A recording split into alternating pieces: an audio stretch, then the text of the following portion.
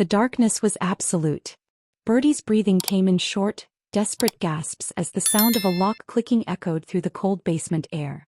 Her hands trembled as she reached out, finding nothing but concrete walls and her husband's arm. Then Clarence's voice cut through the panic, urgent and low. "Shoo. I have a secret. But you need to trust me right now." Above them, footsteps. Slow. Deliberate. And then a voice that made Birdie's blood run cold, because it belonged to someone she'd loved for 28 years. Her daughter. "You should have told me the truth years ago," Monet said from the other side of the locked door. But to understand how a mother and father ended up imprisoned in their own basement by their only child, we need to go back 48 hours. Birdie had been baking since 5 in the morning. Pound cake, sweet potato pie, candied yams, collard greens simmering on the stove. The kitchen of their beautiful ranch-style home in suburban Atlanta smelled like every holiday and celebration rolled into one, because after 3 long years, their daughter was finally coming home. 3 years. That's how long it had been since Monet had cut them off. No calls. No texts. Just silence after her engagement had fallen apart so suddenly, so completely, that one day she had a fiancé and a wedding date, and the next day she'd packed up her apartment and disappeared from their lives. Birdie stood at the kitchen counter, her hands covered in flour, tears streaming down her brown cheeks. She'd made this same pound cake recipe when Monet was 7 and had won the school spelling bee. When she was 16 and got her driver's license. When she graduated college with honors. Food was Birdie's love language and she was practically screaming it into every dish. In the living room, Clarence sat in his leather recliner, the blue glow of the television washing over his face.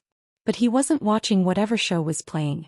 His eyes were fixed on the screen of their old camcorder watching home videos from 15 years ago. Little Monet, gap-toothed and grinning, running through sprinklers in the backyard. Monet in her prom dress, rolling her eyes as they took 100 photos. Monet. Clarence was 58, a retired postal worker with salt and pepper hair and the kind of steady, quiet presence that had always made Birdie feel safe. But today something was different. Every 20 minutes he'd get up from that recliner, walk down the hallway to his small office, and check the locked drawer in his desk. Birdie noticed but didn't ask. They'd been married 32 years. Sometimes silence said more than questions. At 3:15 in the afternoon, a black Mercedes SUV pulled into their driveway. Birdie's hands flew to her chest. Clarence stood up slowly, clicking off the camcorder, his jaw tight. The woman who stepped out of that car looked like their daughter but felt like a stranger. Monet was 28 now, wearing a cream-colored designer pantsuit that probably cost more than Birdie's monthly pension check. Her natural hair was styled in an elegant low bun. Diamond studs glinted in her ears. She moved with a kind of polished confidence that made Birdie's heart swell with pride and break with confusion all at once. Where had this version of Monet come from? And why did she look at their modest home like she was appraising it? Birdie rushed out onto the porch, arms open, tears already flowing. "Baby girl. Oh, my baby." Monet accepted the hug but didn't return it with the same warmth. Her body was stiff, her smile tight. "Hi, Mama." Clarence stood in the doorway, his hands in his pockets. "Monet. Daddy." The air between them could have been cut with a knife. They moved inside, Birdie chattering nervously about the food, about the weather, about anything to fill the horrible silence. Monet walked through the house slowly, her heels clicking on the hardwood floors, her eyes scanning everything like she was conducting an inventory. "The house looks the same," Monet said, her voice flat. "Well, we haven't changed much," Birdie said, her voice too bright, too desperate. "Wanted everything to be just like you remembered when you came home." Monet set her designer purse on the dining table. "Actually, that's part of why I'm here. We need to discuss family business." The way she said family business made Clarence's shoulders tense. He'd heard that tone before. It was the same tone she'd used when she was 16 and had crashed his car but tried to convince him it was actually his fault for letting her drive it. But Birdie was still floating on hope, still desperate to believe this was a reconciliation. "Of course, baby. But first let's eat. You must be starving." Dinner was torture disguised as a meal. Birdie had set the table with their good china, the stuff they only used for Christmas and Easter. Candles flickered between the serving dishes. Clarence said grace, his voice steady but his hands trembling slightly as he held Birdie's hand on one side and Monet's on the other. They ate in near silence for the first 10 minutes. Then Monet set down her fork. So, she said, dabbing her mouth with a napkin. I need to ask you both something and I need you to be honest with me. Birdie looked up hopeful. Of course, sweetheart. Anything. How are you doing financially? The question hung in the air like smoke. Clarence's fork stopped halfway to his mouth. Birdie blinked, confused. We're fine, Birdie said slowly. Your father's pension, my social security were comfortable. Why do you ask? Monet leaned back in her chair, her eyes moving between them. No major expenses lately? No big purchases? No sudden debts? Clarence set down his fork carefully. Monet, what is this about?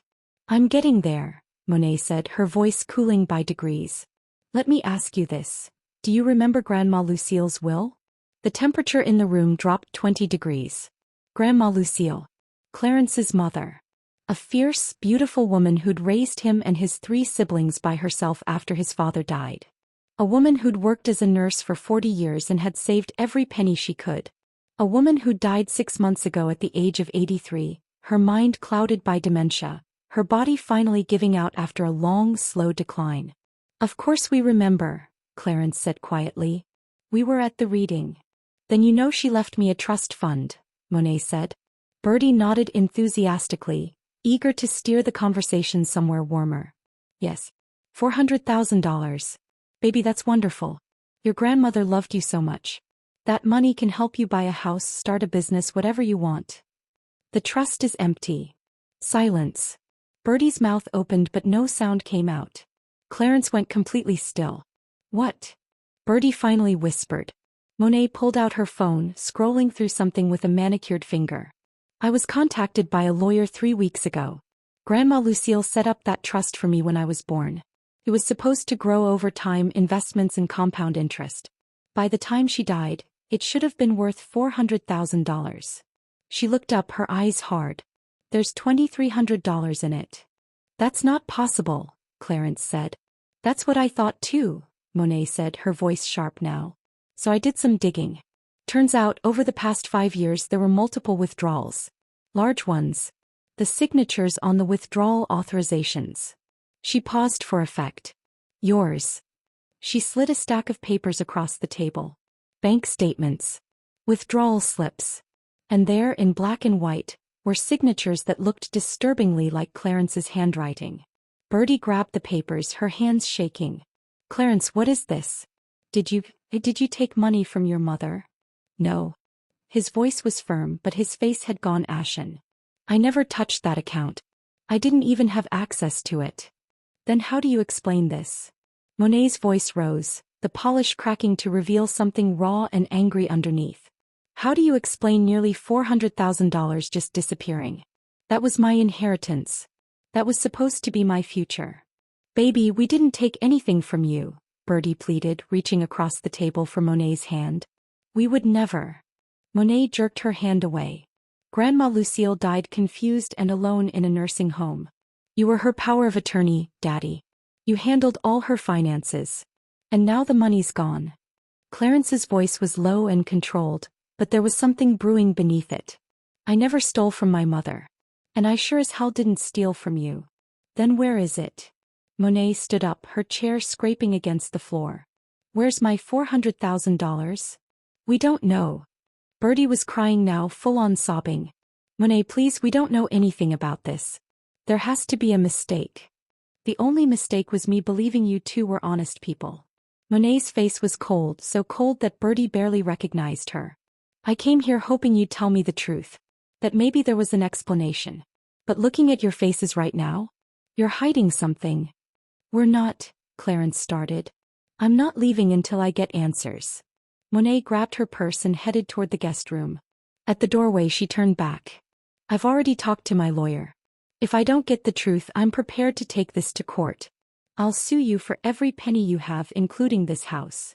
The door slammed shut. Birdie collapsed into her chair, her whole body shaking with sobs. Clarence just stood there, staring at the papers on the table, his mind clearly racing.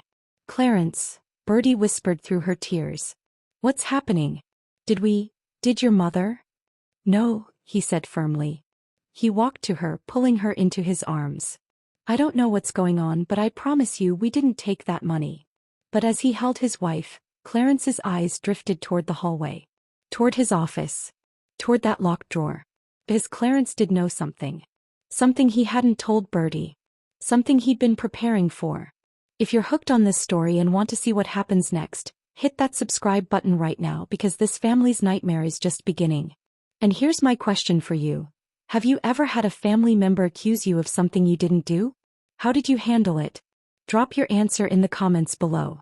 What Birdie and Clarence didn't know as they held each other in that dining room, as their daughter locked herself in the guest room with her phone and her lawyer on speed dial, was that in less than 24 hours, they would be trapped in their own basement. And the daughter they'd loved and raised and sacrificed for would be the one who put them there. But Clarence's whispered secret in that darkness? That was going to change everything. The house settled into an uneasy silence that night. Birdie couldn't sleep.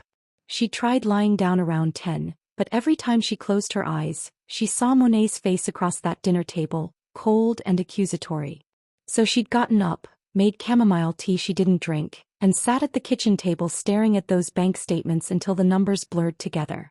Clarence hadn't come to bed at all. She could hear him in his office, the sound of file cabinets opening and closing, papers rustling. Whatever he was looking for, he was looking hard. Around midnight, Monet emerged from the guest room. She'd changed into casual clothes, jeans and a fitted black sweater, her hair pulled back in a ponytail. She looked younger like this, more like the daughter Birdie remembered. For a moment, Birdie's heart leaped with hope. Mama, Monet said, her voice softer than it had been at dinner. I'm sorry about earlier. I know this is hard. Birdie stood up so fast her chair nearly tipped over. Baby, it's okay. We can figure this out together. Whatever happened with Grandma Lucille's account, we'll get to the bottom of it. I promise you we didn't take anything. I know, Monet said, and her voice sounded almost sincere. Almost. That's why I need your help. I was thinking maybe there are old financial documents down in the basement? Bank statements, tax records, anything from when Grandma Lucille set up that trust? If we can find the original paperwork, maybe we can trace where the money went. Clarence appeared in the hallway, his reading glasses still on, a file folder in his hand. The basement. It's worth a shot, isn't it? Monet smiled, and for just a second, Birdie saw her baby girl again. I mean, you keep everything down there. Mom's old recipe cards, my school projects, Dad's collection of National Geographic magazines from like 1987. Despite everything, Birdie laughed. It was a thin, fragile sound, but it was something. You're right. We do keep everything. Then let's look, Monet said. The three of us. Like a family. The word family hit Birdie right in the chest. She looked at Clarence, who was studying Monet with an expression she couldn't quite read. But then he nodded slowly. All right, he said. Let's go look. The basement stairs creaked under their weight, the same creaks they'd been making for 20 years. Birdie went first, her hand trailing along the cool concrete wall, feeling for the light switch at the bottom. The single bare bulb flickered to life, casting harsh shadows across the cluttered space. The basement was exactly what Monet had described. A time capsule of their lives. Cardboard boxes stacked against walls, plastic bins filled with holiday decorations, an old exercise bike Birdie had bought during a brief fitness phase in 2003, Clarence's tools on a pegboard, and filing cabinets stuffed with decades of paperwork. Where do we even start? Birdie wondered aloud, looking at the maze of storage. Those filing cabinets in the back, Monet said, pointing. Didn't you keep all the important documents there, Daddy? Clarence nodded, moving deeper into the basement. Birdie followed, and Monet came behind them, her footsteps light on the concrete floor. This cabinet here has all of Grandma Lucille's stuff, Clarence said, pulling open a drawer. After she went into the nursing home, I brought everything here for safekeeping. Birth certificate, property deeds, insurance policies. Birdie leaned over his shoulder, squinting at the yellowed folders. Monet stood behind them both, and that's when Birdie heard it. Footsteps. Moving away from them. Back toward the stairs. Monet. Birdie turned around. Her daughter was already at the top of the stairs. And in the dim light, Birdie saw something that made her blood turn to ice. Monet was smiling. Not a warm smile. Not the smile of someone who'd just had a breakthrough with her parents. A predator's smile. Monet, what are you? Clarence started. The door slammed shut. The lock clicked. And then, every light in the basement went out except for one small emergency light near the water heater, casting everything in an eerie red glow. Birdie screamed. She launched herself up those stairs so fast she stumbled, catching herself on the railing. She pounded on the door with both fists, her voice raw and desperate. Monet, may I open this door? Baby, please. What are you doing? On the other side of that door they heard footsteps. Slow. Deliberate. And then Monet's voice, calm and cold as winter. You're staying down there until you tell me where the money went. We told you we don't know. Birdie screamed, pounding harder. Monet, please. Let us out. I don't believe you. Monet. Birdie's voice cracked. I'm your mother. And I'm the daughter you stole from. The footsteps walked away. Birdie collapsed against the door, sliding down until she was sitting on the top step, her whole body shaking with sobs that came from somewhere deep and primal. This wasn't happening. This couldn't be happening. Her daughter, her baby girl, had just locked them in their own basement like they were criminals. She could hear Clarence coming up the stairs behind her, but she couldn't stop crying long enough to speak. Her hands were throbbing from pounding on the door. Her throat was raw from screaming. And then Clarence's hands were on her shoulders, gentle but firm, pulling her back. Birdie, he said quietly. Birdie, stop. Listen to me. I need to tell you something. She locked us in, Birdie sobbed. Our daughter locked us in the basement, Clarence. What kind of person does that? What did we do wrong? Where did we fail her? You didn't fail her. Clarence guided her down the stairs, back into the dim red light of the basement. His voice was eerily calm, like he wasn't shocked at all by what had just happened. Like he'd been expecting it. And that's when Birdie really looked at her husband. At the set of his jaw. At the steadiness in his eyes. At the complete lack of surprise on his face. Clarence, she whispered. What's going on? He sat her down on an old trunk, then pulled over a plastic storage bin and sat across from her. In the red emergency light, his face looked carved from stone. I've known this was coming, he said. The words hung in the air between them like a confession. What do you mean you've known? Birdie's voice was sharp now, cutting through her tears. Known what? Clarence took a deep breath, and in that moment he looked every one of his 58 years. 6 months ago, right before your mother died, she called me. It was one of her lucid days, you know how those got rarer toward the end. Her mind would clear for a few hours and she'd be herself again. Birdie nodded, remembering. Grandma Lucille's dementia had been cruel that way, giving them glimpses of the woman they loved before pulling her back into confusion. She told me something that day, Clarence continued. Something that didn't make sense at first, but the more I thought about it, the more the pieces started fitting together. He looked at Birdie and there was pain in his eyes. Deep, terrible pain. She told me Monet had been visiting her. Secretly. For 2 years. What? Birdie's mind struggled to process this. But Monet said she hadn't seen Grandma Lucille in. I know what Monet said. She lied. The word hung heavy between them. Clarence reached over and took both of Birdie's hands in his. Mama told me that Monet started coming to see her right after her engagement fell apart. At first Mama was happy about it. She thought Monet just needed family during a hard time. But then the visits got more frequent. 3-4 times a week. And Monet started saying things. What things? That we were keeping Grandma isolated. That we never visited her. That we were trying to control her money. Clarence's voice dropped even lower. Mama's dementia was getting worse. She couldn't always remember if something happened yesterday or last year. And Monet used that. Birdie felt like she was falling. No, Monet wouldn't. She convinced Mama that we were the bad guys, Clarence said, his voice thick with emotion. She told her we were trying to put her in a cheaper nursing home to save money for ourselves. That we were planning to sell her house out from under her. None of it was true, but Mama couldn't remember clearly enough to know that. Oh my God, Birdie whispered. Mama changed her will. She liquidated the trust fund that was supposed to be for Monet and gave Monet power of attorney over everything. Clarence's jaw tightened. Our daughter manipulated a dying woman with dementia out of $400,000. The basement suddenly felt colder. Birdie couldn't breathe. Couldn't think. This was her daughter. The little girl she'd carried for 9 months. The child she'd rocked to sleep every night. The teenager she'd stayed up with during homework and heartbreaks. This couldn't be real. How do you know all this? Birdie finally managed to ask. Because Mama told me. And because I hired a private investigator. You what?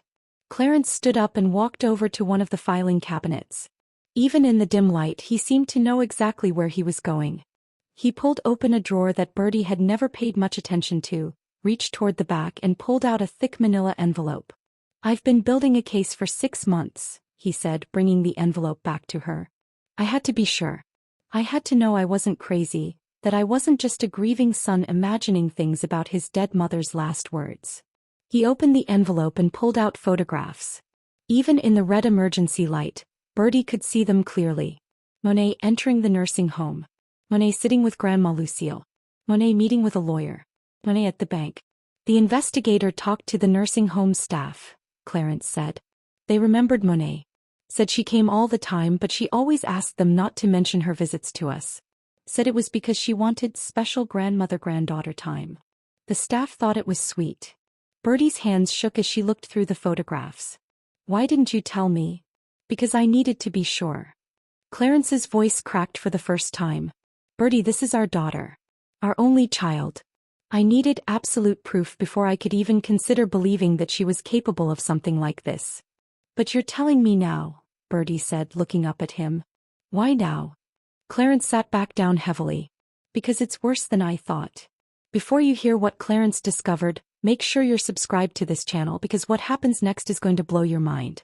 Hit that button now. What do you mean worse? Birdie whispered, though part of her didn't want to know. Monet's fiancé, Derek. The one who supposedly broke her heart and left her. Clarence pulled out more papers from the envelope. He didn't leave her. She destroyed him. What are you talking about? The investigator found him. He's living with his parents now, trying to rebuild his credit. According to him, Monet convinced him to put her name on all his accounts after they got engaged. Said it was romantic, a sign of trust. Then she systematically drained everything. His savings, his investment accounts, even maxed out credit cards in his name.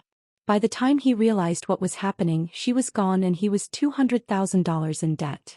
Birdie felt like she was going to be sick. That's not possible. Our Monet wouldn't. Our Monet isn't who we thought she was, Clarence said, and his voice broke completely now. Tears streamed down his face. The investigator kept digging. He found 3 other elderly people that Monet befriended over the past 5 years. All of them had some form of dementia or cognitive decline. All of them had money. And all of them died broke, with Monet listed as power of attorney or beneficiary. The red emergency light seemed to pulse in the silence that followed. Birdie couldn't speak. Couldn't process what she was hearing. This was a nightmare. It had to be. She's a con artist, Birdie, Clarence said softly. Our daughter is a professional con artist who targets vulnerable elderly people. She isolates them from their families, gains their trust, takes their money and moves on to the next victim. No, Birdie said, but her voice was weak. No, there has to be an explanation. Maybe she was helping them, maybe. She took $400,000 from my dying mother, Clarence said, his voice hard now. And now she's here and she's locked us in our basement, and do you know why? Birdie looked at him, tears streaming down her face. Because the $400,000 wasn't enough. She wants this house too. That's what this whole thing is about. She's going to keep us down here until we're so desperate, so scared, that we'll sign over power of attorney to her. Then she'll take everything we have and we'll end up like Derek, like those other elderly people. Broken and broke. Our daughter, Birdie sobbed. Clarence, that's our daughter up there. I know. He pulled her into his arms and they both cried in that red-lit basement, grieving for the daughter they thought they had, mourning the monster she'd become. After a long time, Birdie pulled back. Her face was streaked with tears, but something had hardened in her expression. The documents you have. Can we use it? That's why I brought us down here, Clarence said. Well, not the being locked in part. But I knew if she was going to make a move, she'd do it in the basement. And I made sure everything we need is hidden down here. Hidden where? Clarence stood up and walked to a corner of the basement where old paint cans were stacked. He moved them aside, revealing a loose brick in the wall. Behind it was a waterproof bag. Everything's in here, he said. Bank records proving Monet withdrew the money from Grandma Lucille's accounts. Statements from the nursing home staff. Derek's testimony. Police reports from the other elderly victims. Everything. But we're locked in a basement, Birdie said, a hysterical laugh bubbling up. What good does evidence do us if we can't get out? Clarence turned to her, and for the first time since the door locked, he smiled. It was a small, grim smile, but it was there. That's the secret I mentioned earlier, he said. The one I need you to trust me about. What secret? I planned for this, Birdie. All of it. Birdie stared at her husband of 32 years. This man she thought she knew completely, and realized there were depths to him she'd never imagined. Here's my question for you.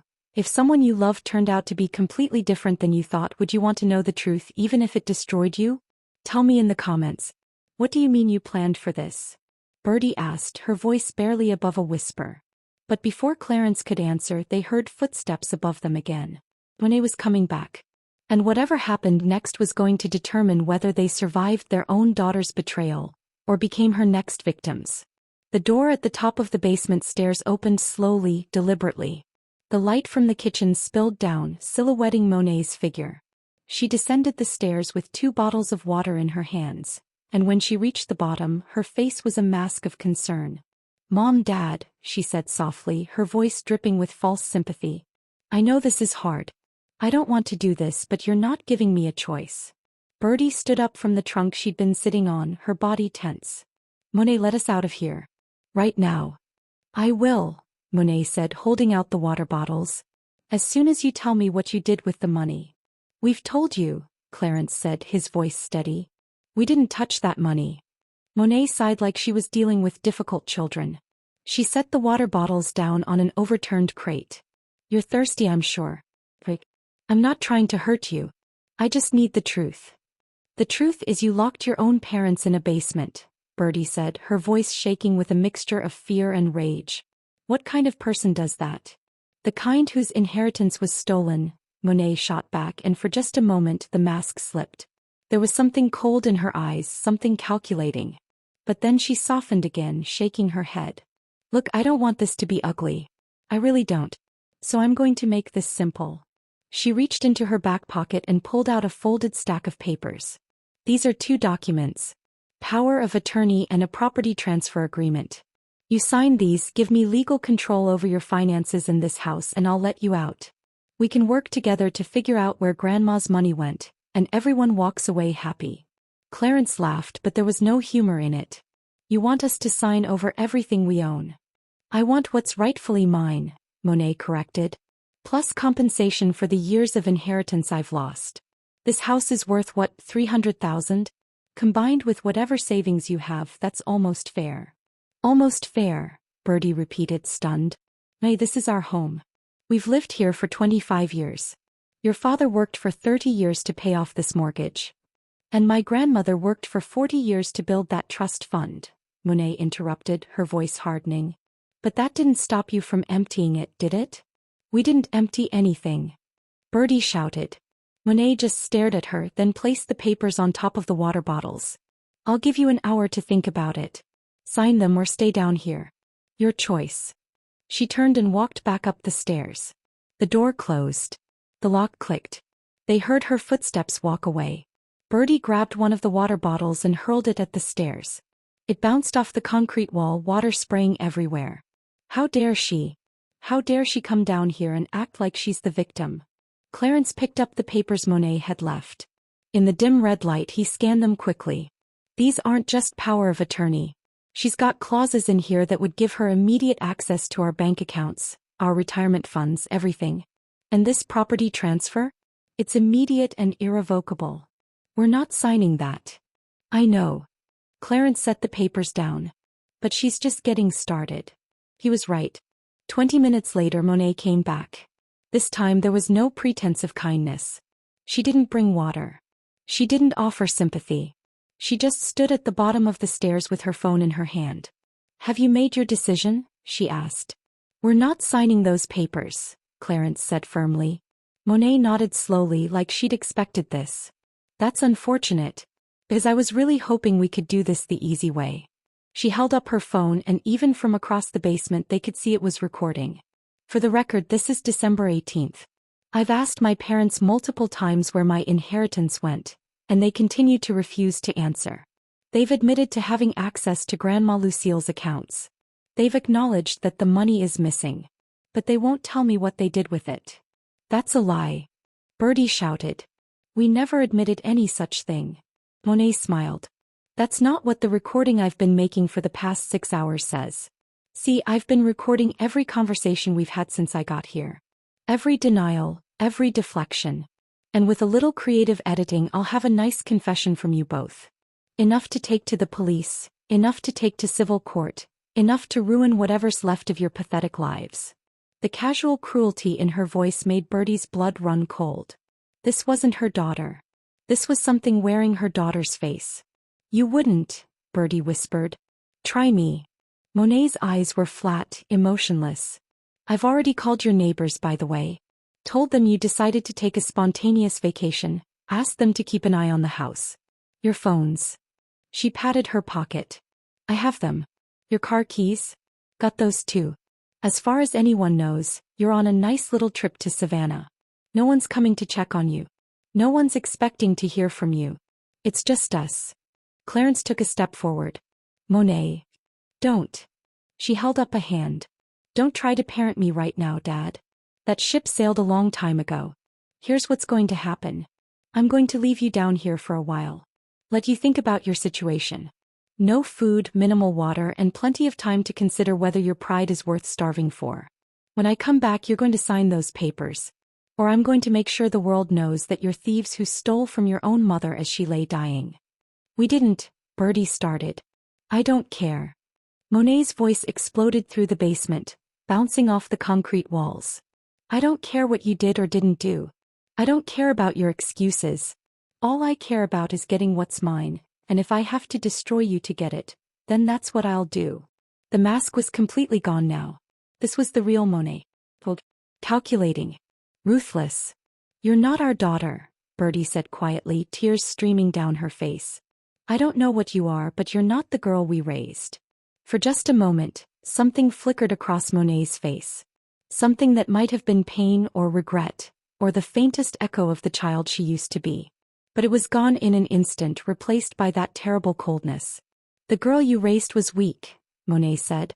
She let people walk all over her. She trusted everyone. She believed in fairness and justice and all that naive bullshit. But the world isn't fair, Mom. The world takes everything from you if you let it. So I stopped letting it. She turned and walked back up the stairs. Before she closed the door, she looked back at them one more time. I'll be back in the morning. Have those papers signed or things get much worse. The door slammed. The lock clicked. And this time when Birdie collapsed crying, Clarence let her. Because even he, with all his preparation and planning, hadn't been prepared for the depth of cruelty their daughter was capable of. They sat in that red-lit basement for what felt like hours, though Clarence's watch told them it had only been 45 minutes. Birdie cried herself out and then they sat in silence, the weight of everything pressing down on them. Finally Birdie spoke. She's really going to do it, isn't she? She's going to leave us down here until we sign those papers or we die. Maybe, Clarence said quietly. Maybe. Birdie looked at him. Clarence, she's isolated us. She has our phones. She's told everyone we're gone. She's recording us to use against us. What part of this is maybe? Clarence stood up and walked over to the corner where he'd retrieved the waterproof bag earlier. But this time he went to a different section of the basement, to a shelf of old paint cans that looked like they hadn't been touched in decades. Remember when I said I planned for this? He asked. You mentioned it, but you didn't explain. Clarence reached behind the paint cans and pulled out a small black device, about the size of a deck of cards. On it, a tiny red light blinked steadily. What is that? Birdie asked. This, Clarence said, holding it up, is a voice-activated security camera. I installed it 3 weeks ago, right after Monet confirmed she was coming to visit. Birdie's mouth fell open. You've been recording this whole time? Every single second since we came down here. Every conversation. Every threat. Every word out of Monet's mouth. Clarence's voice was steady, but there was a fierce satisfaction in it. She thinks she's been recording us to use against us? We've been recording her the whole time. But how? Birdie stood up, walking closer. If she finds it. She won't. It's positioned in a blind spot behind some old boxes. She'd have to know exactly where to look. Clarence sat back down on the trunk, cradling the device like it was precious. But that's not even the best part. He turned the device so Birdie could see a small LED display on the back. It showed a Wi-Fi symbol and the words, "Uploading" in green letters. This camera is connected to a cloud server, Clarence explained. Everything it records uploads automatically to my lawyer's secure account. Every threat Monet makes, every admission, every piece of evidence of what she's really doing, it's all being saved somewhere she can't touch it. Birdie sat down slowly, her mind racing. Your lawyer. The one you've been working with on the investigation. Gerald Hutchins, yeah. He's also Grandma Lucille's estate attorney. He's the one who first alerted me that something was wrong with the trust fund. Clarence set the camera down carefully. I called him 2 weeks ago and told him everything the PI had found. Told him Monet was coming home and what I suspected she'd try to do. And he believed you? He'd already been suspicious. When Grandma's will was changed so suddenly when the trust was liquidated, he tried to contest it, but legally, Grandma had the right to do whatever she wanted with her money. But he knew something was off. So when I came to him with proof of Monet's pattern, he helped me set up a protection plan. What kind of protection plan? If you're wondering what happens next, you'd better hit subscribe right now because this story is about to get even more intense. Clarence took a deep breath. I set up a 72-hour check-in protocol. I was supposed to call Gerald's office by 6 p.m. tonight with a specific code phrase. If I don't call or if I call and don't use that exact phrase, it triggers an automatic response. What kind of response? The police. Gerald will contact them immediately, provide them with all the evidence we've gathered on Monet, and tell them we're in danger.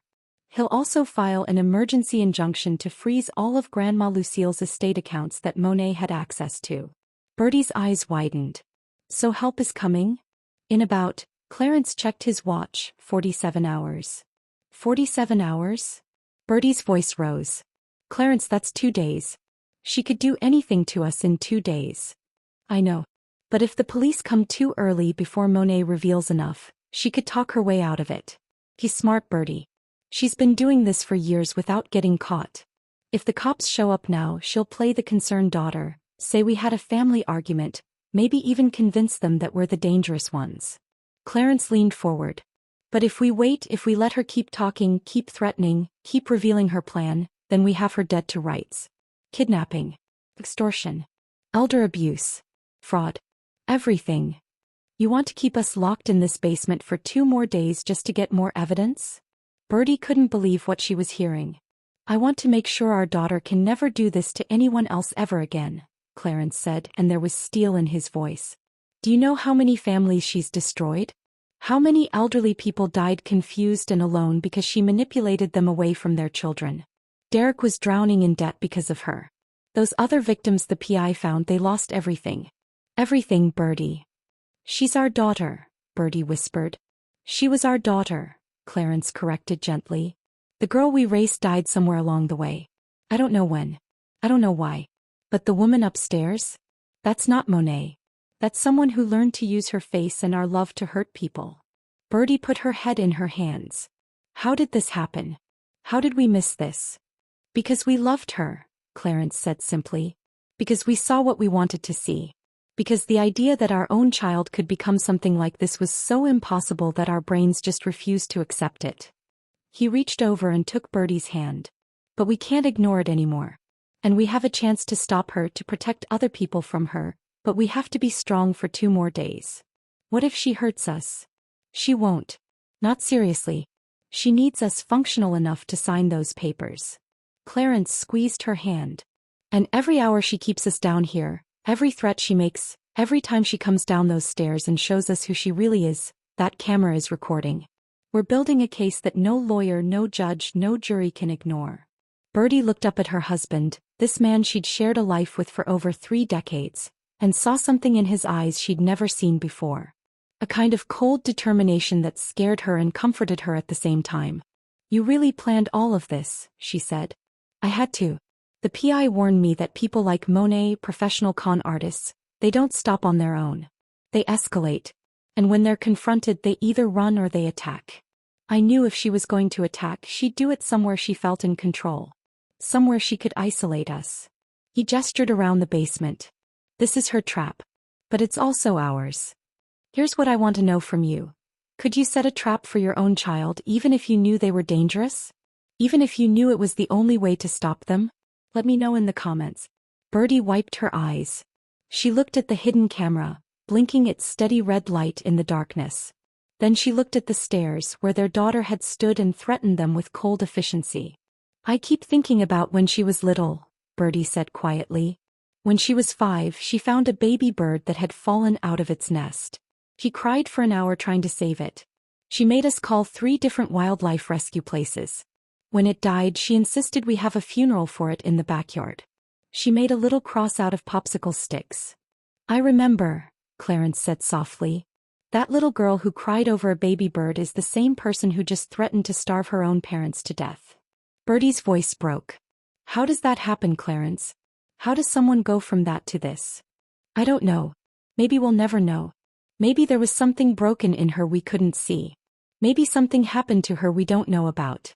Or maybe, he paused, his voice heavy, maybe some people are just born with something missing inside them and they get very good at pretending it's there. They sat in silence for a long time, holding hands in the red emergency light, grieving for the daughter they thought they knew, preparing for the battle with the stranger she'd become. Above them they could hear Monet moving around. The sound of her footsteps had become familiar over the past hours. They could track her through the house. Kitchen. Living room. Her old bedroom. Each footstep a reminder that the person they loved most in the world had become the person they had to fear most. Clarence, Birdie said finally. What if we can't make it 2 days? What if we're not strong enough? Then we remember why we're doing this. Clarence pulled the waterproof bag closer and opened it, showing Birdie the files inside. This is Derek. 28 years old, same age as Monet. He had a good job, a bright future. Look at him now. The photo showed a thin, exhausted-looking young man with dark circles under his eyes.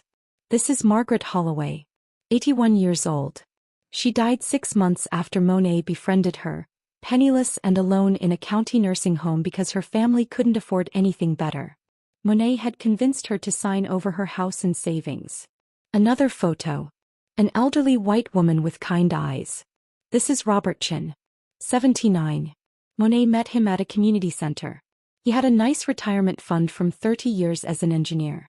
She got him to invest it all in a fake business opportunity. He lost everything. Photo after photo. Face after face. Each one a person whose life Monet had destroyed. These people didn't have someone trying to stop her, Clarence said. But we do. We can end this. We can make sure she never hurts anyone else. But only if we're strong enough to survive 2 more days. Birdie looked at the faces in those photographs. Someone's grandmother. Someone's father. Someone's fiancé. All of them victims of the woman she'd given birth to. Okay, she said finally. Hey. We survive 2 more days. We get her to confess everything. We make sure the camera catches it all. And then we make sure she pays for what she's done. Clarence smiled, but it was a sad smile. I'm sorry it came to this. Me too. Birdie looked up at the ceiling, toward the sounds of footsteps above. But if this is what it takes to stop her, then this is what we do. They heard Monet's footsteps coming closer.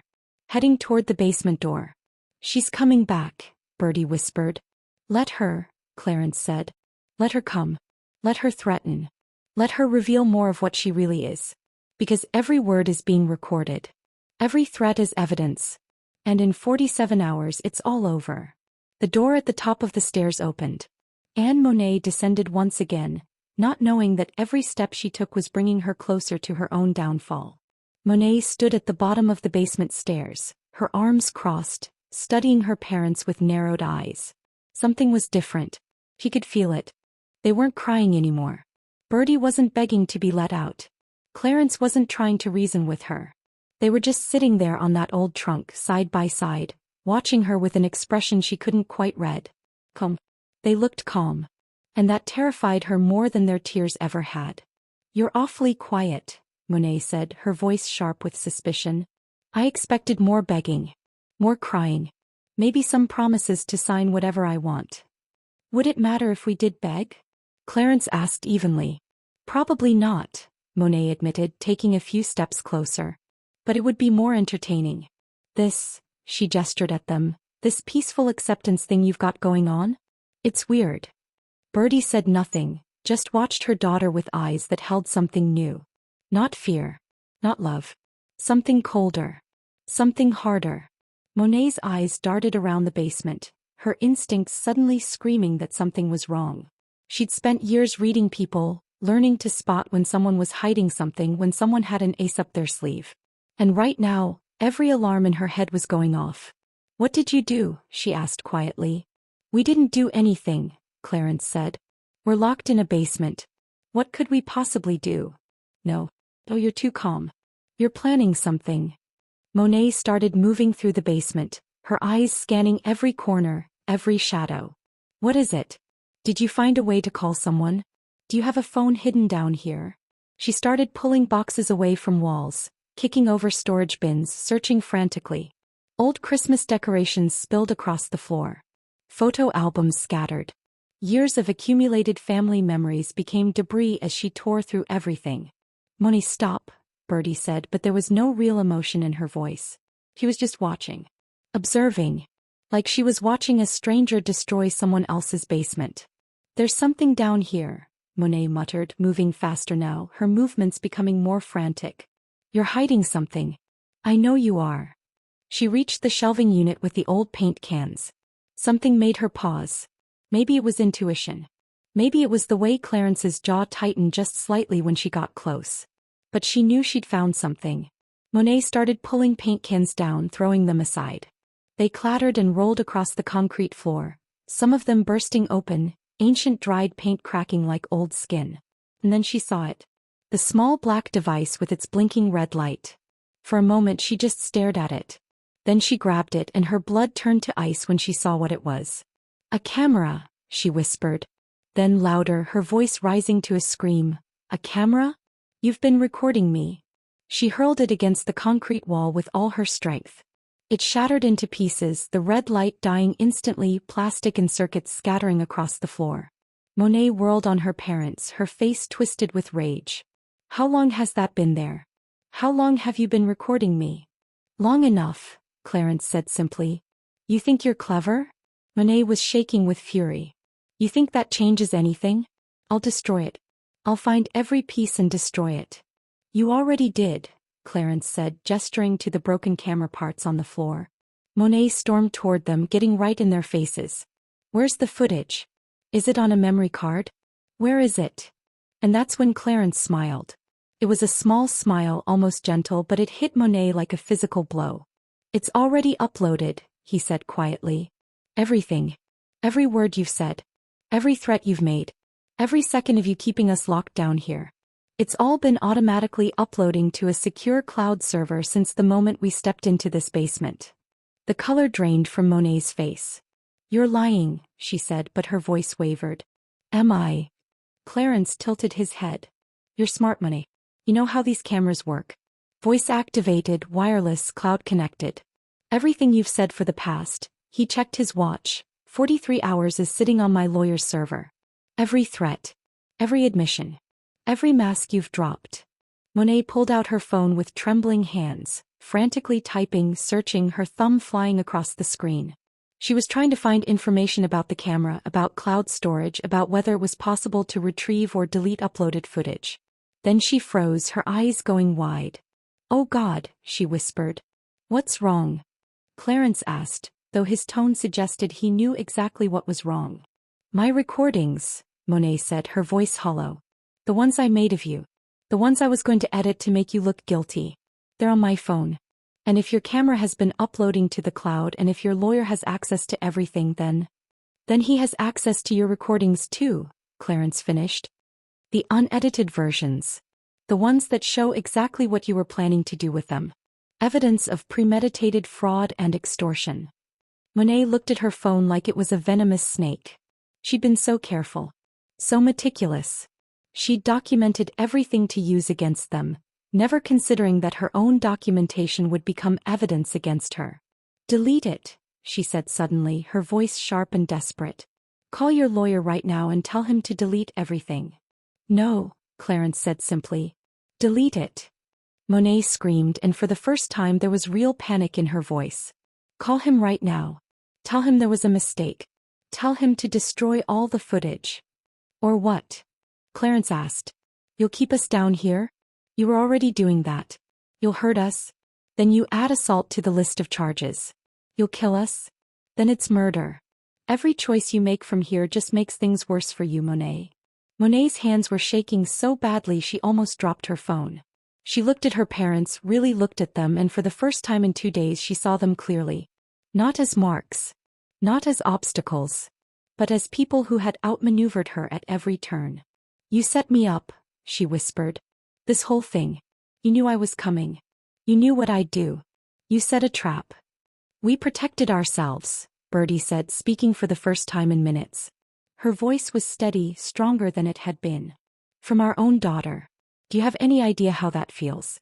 To know that we had to set a trap for our own child because you'd become something so dangerous." "I needed that money," Monet said, and her voice cracked. "Do you understand? I needed it. And you took it from me." "We didn't take anything," Clarence said. "But you did.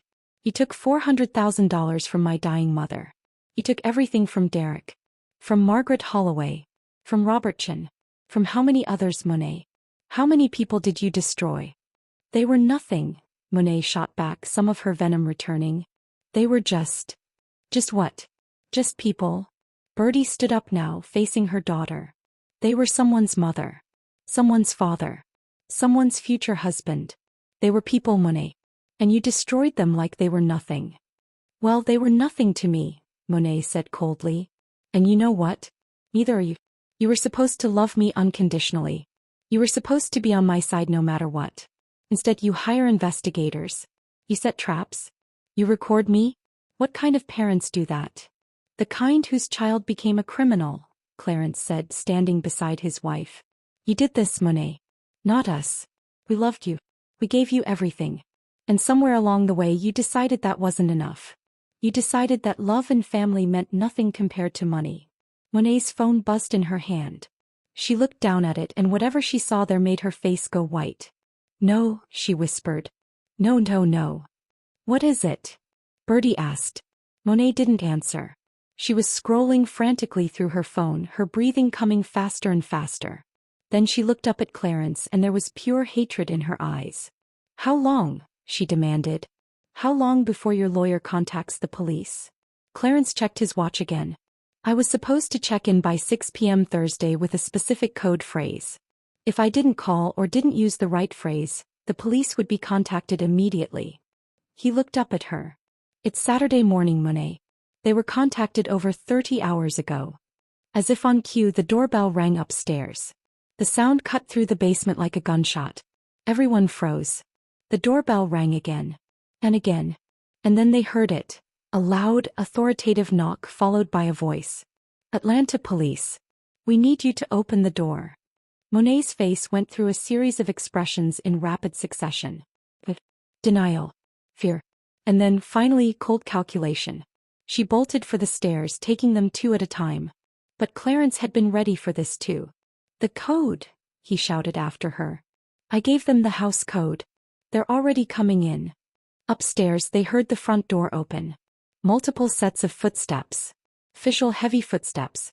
And voices. "Atlanta Police. Is anyone home? We have a court order to enter these premises. Check all the rooms."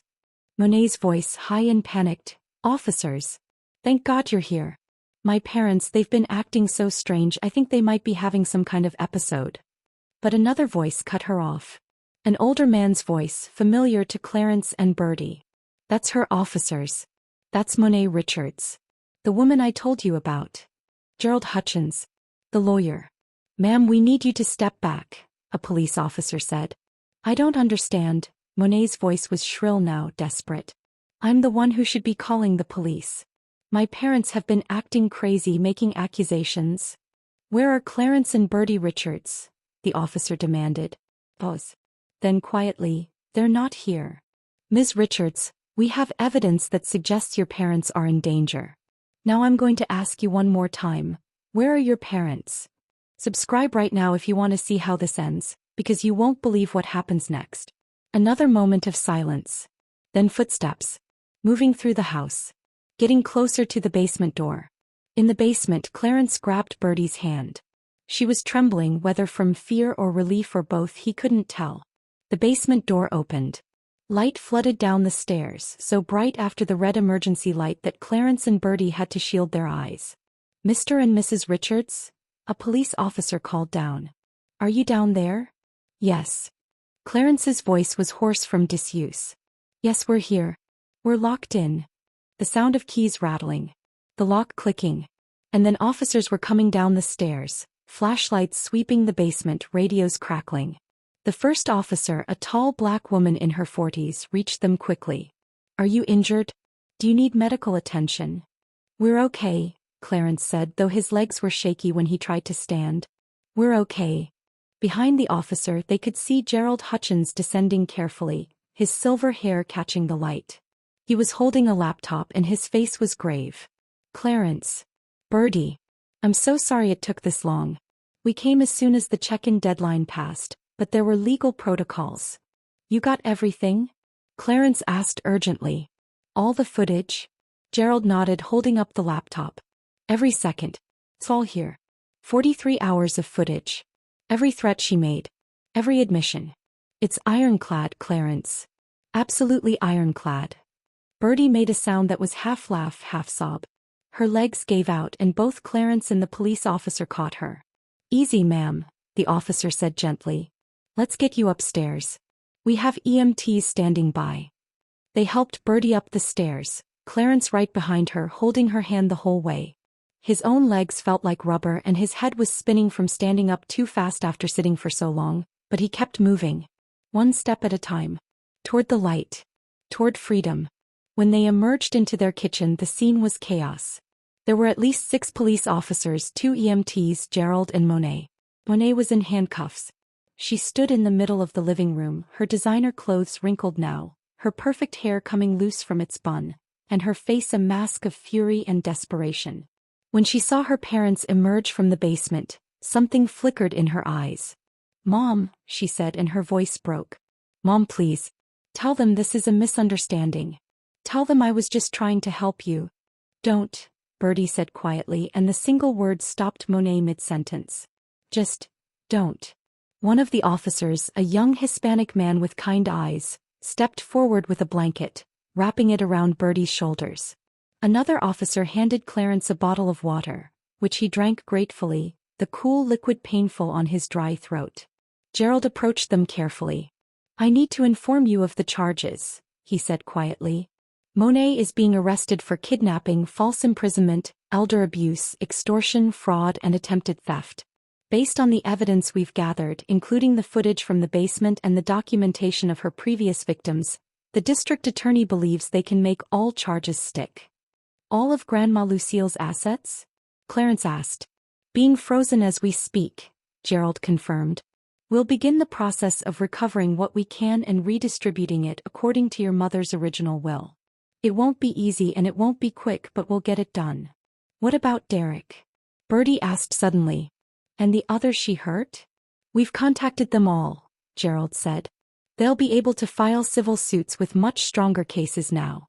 This arrest could help them get justice too.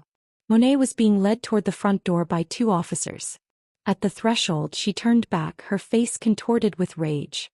You were never good parents anyway, she screamed, her composure completely shattered. You were never there for me. You never understood me. You never gave me what I deserved. The officers tried to move her along, but she kept shouting, her voice echoing through the house. This is your fault. All of it. If you'd just given me the money, none of this would have happened. You did this to me. You did this. And then she was outside, still screaming, her voice growing fainter as they walked her to the police car. Through the front window, Clarence and Birdie watched as their daughter was placed in the back of the cruiser, watched as she pounded on the window, her face twisted with rage. The door closed. The car pulled away. And their daughter was gone.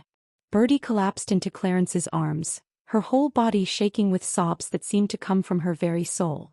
Not sobs of relief. Sobs of grief. Because even though they'd won, even though they'd survived, even though justice was being served, they'd still lost their daughter. The little girl who'd cried over a baby bird. The teenager who'd written them love notes and left them on the fridge. The young woman they'd sent off to college with such pride and hope. She was gone. Maybe she'd been gone for years and they just hadn't wanted to see it. But now they couldn't avoid the truth anymore. Clarence held his wife as she cried, his own tears falling silently. The EMTs checked them over, finding them dehydrated and exhausted but otherwise physically unharmed. The police took their statements, gentle and patient despite the late hour. Gerald stayed with them through it all, his presence a steady comfort. When the police finally left and the EMTs cleared them to stay home rather than go to the hospital, Gerald helped them to the couch. "I need to ask," Birdie said, her voice hoarse.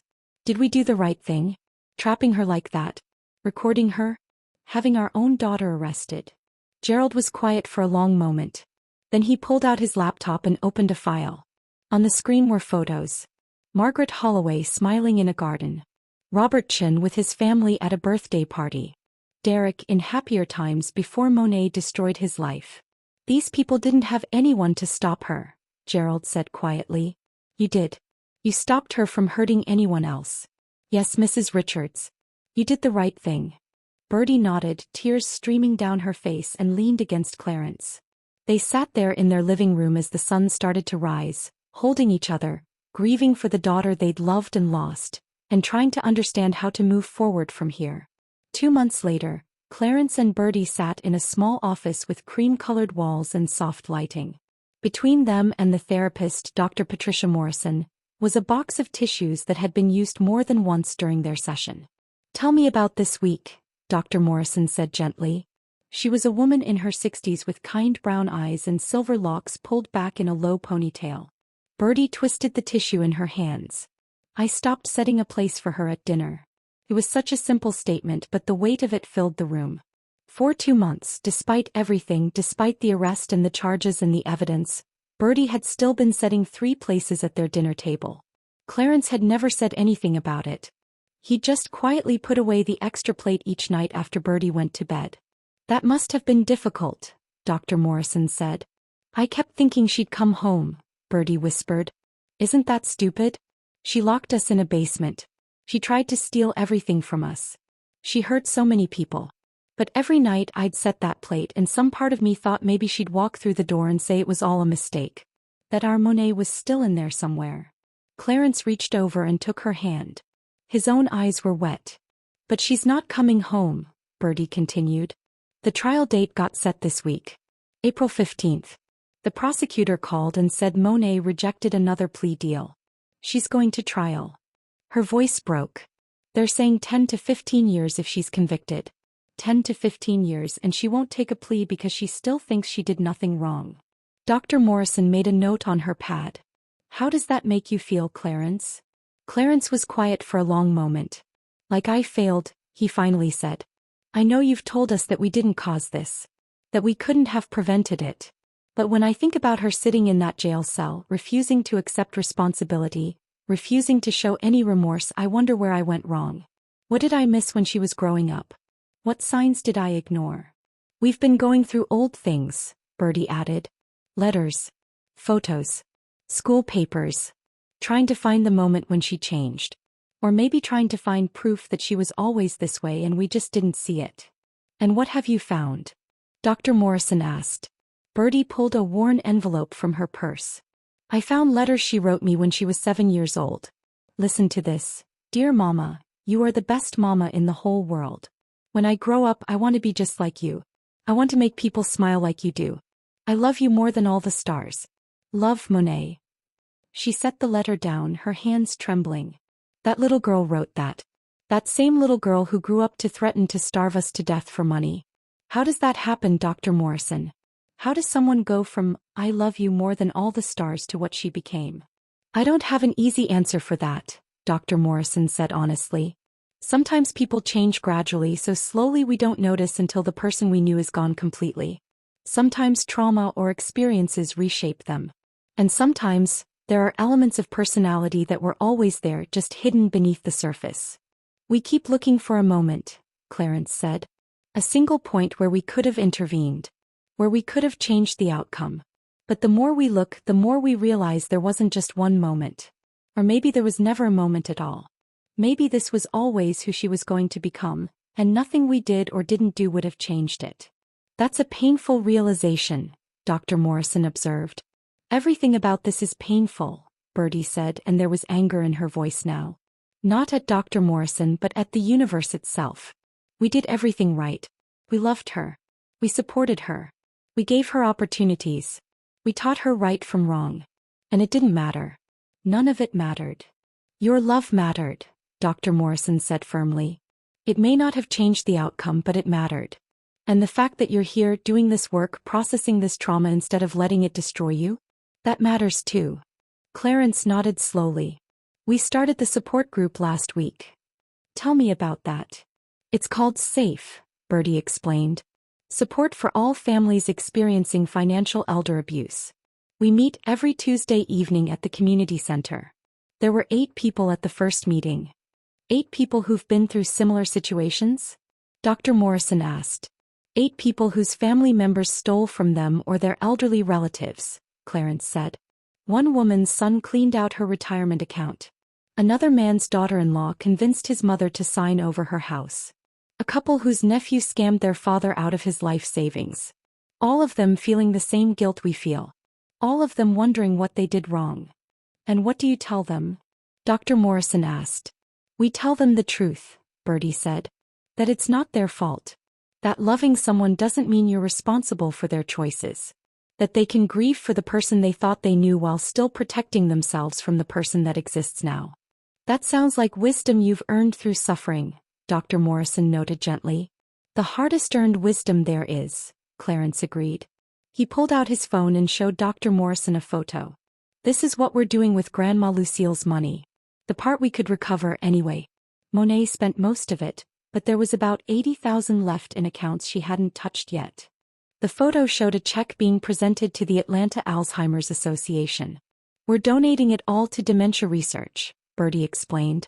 If Grandma Lucille hadn't been suffering from dementia, Monet wouldn't have been able to manipulate her so easily. Maybe this money can help prevent other families from going through what we went through. Maybe something good can come from all this pain.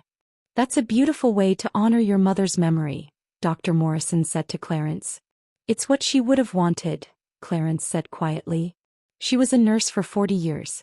She believed in helping people. She would want her money to help others, not sit in some account or get spent on legal fees. They talked for another 20 minutes about coping strategies, about the upcoming trial, about how to handle the media attention the case had garnered. Monet's arrest had made the local news, and then the national news when reporters discovered the full scope of her crimes. The story of the parents who set a trap for their own daughter had captured public imagination for better or worse. When the session ended, Clarence and Birdie drove home in silence. It was a comfortable silence, the kind that comes from 3 decades of marriage and 2 months of shared trauma. They didn't need to fill every moment with words anymore. At home they stood in front of a closed door. Monet's bedroom door. They'd been avoiding it since that night, walking past it every day but never opening it. But today Birdie took a deep breath and turned the handle. The room looked exactly as Monet had left it 3 years ago, before she'd cut off contact. Posters on the walls from bands she'd loved in high school. A bookshelf filled with young adult novels and textbooks. A desk covered in old school papers and art projects. A bed with a faded purple comforter. It was a time capsule of the daughter they'd known. Or thought they'd known. We need to clear it out, Birdie said quietly.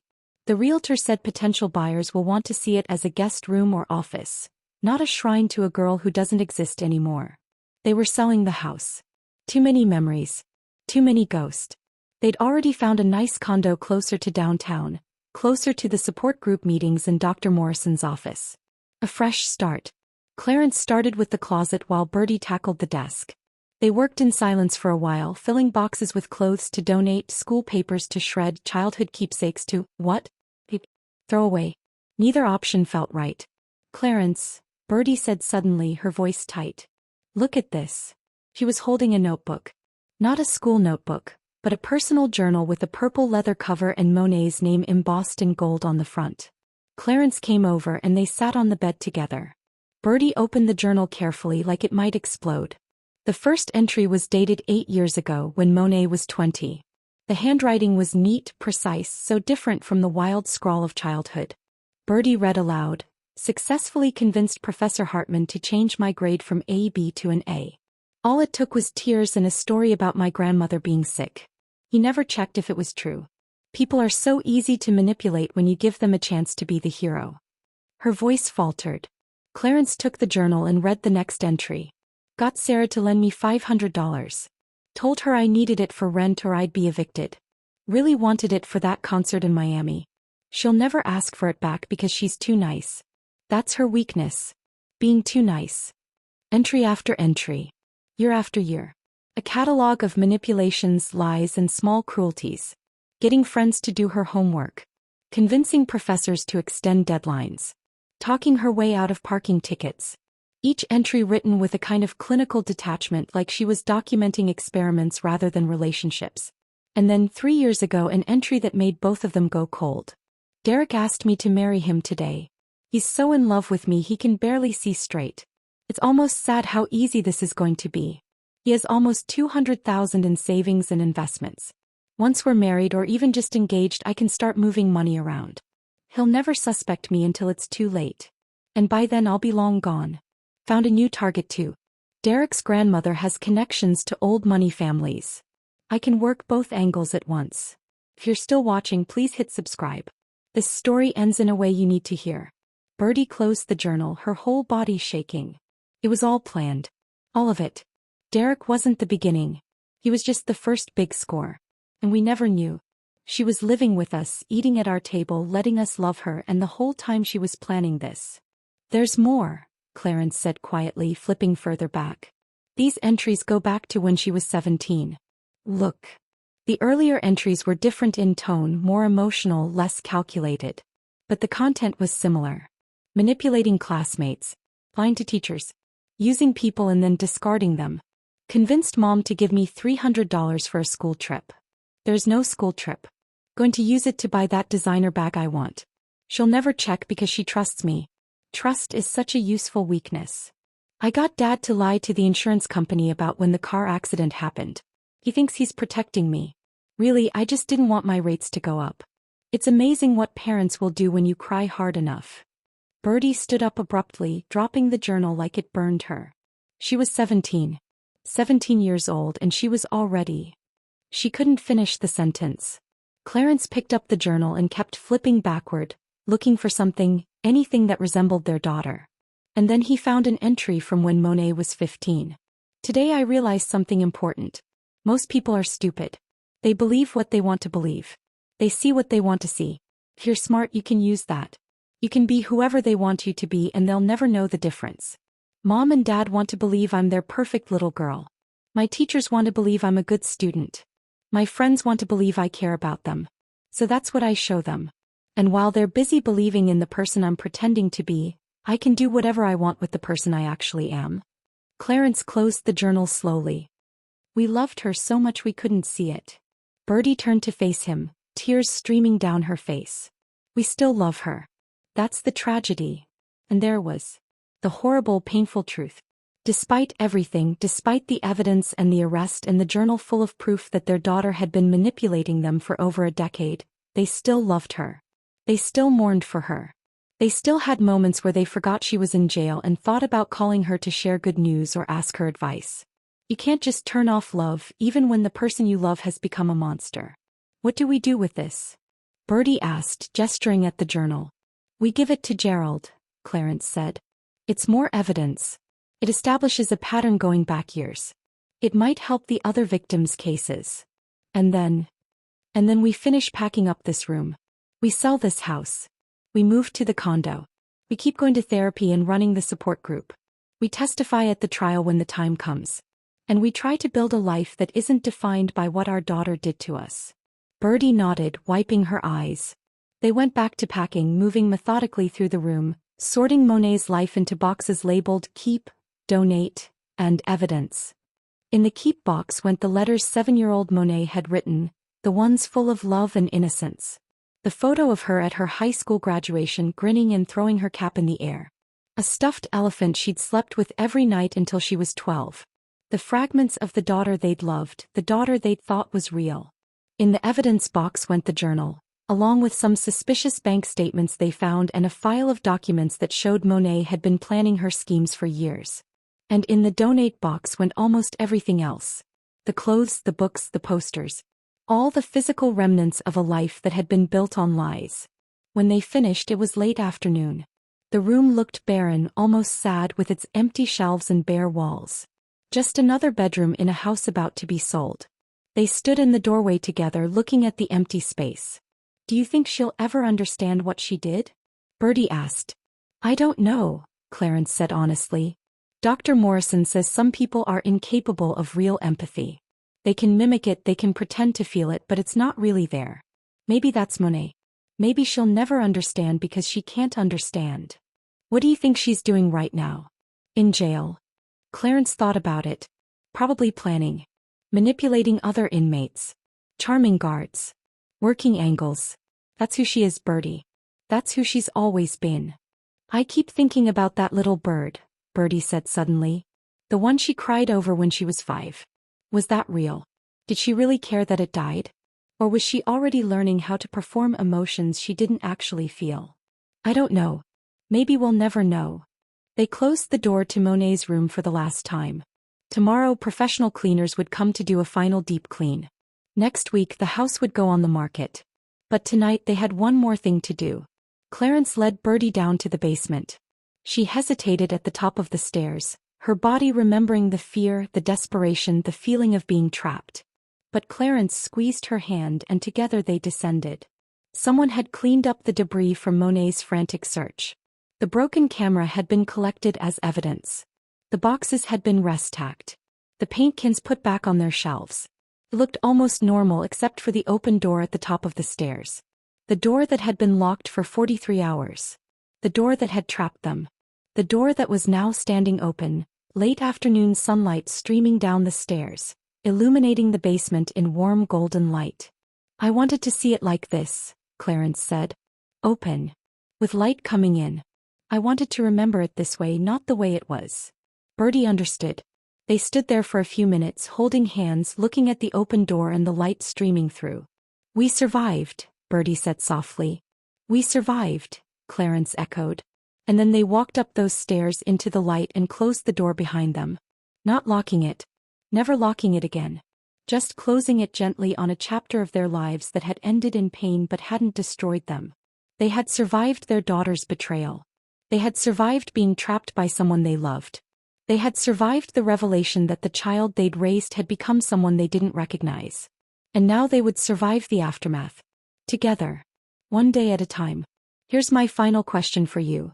How do you move forward when someone you love hurts you beyond forgiveness? How do you keep living when your trust has been shattered? Share your thoughts in the comments. And if you know someone who's been through financial elder abuse, share this video with them. They need to know they're not alone.